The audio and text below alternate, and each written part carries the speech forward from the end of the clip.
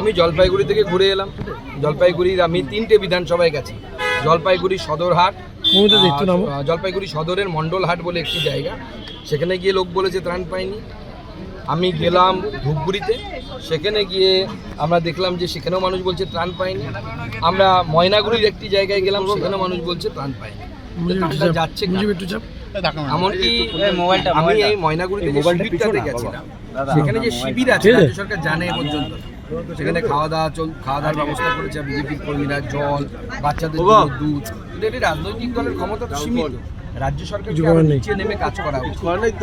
এবং সব থেকে বড় কথা, প্রতি বছর SDRF ফান্ড যে আসে, কেন্দ্র সরকার প্রায় এই 5 বছরে অর্থাৎ 2022 থেকে 2026 পর্যন্ত 5 বছর প্রায় 5,000 কোটি টাকা তার অংশ দিয়েছে।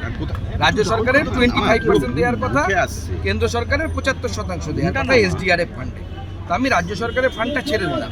কেন্দ্র যে 5,000 কোটি টাকা পাঠিয়েছে প্রায়, সেই 5,000 কোটি টাকাটা কোথায় খরচ হলো এই 5 বছর, সেটা তো রাজ্যবাসীকে জানানো দরকার।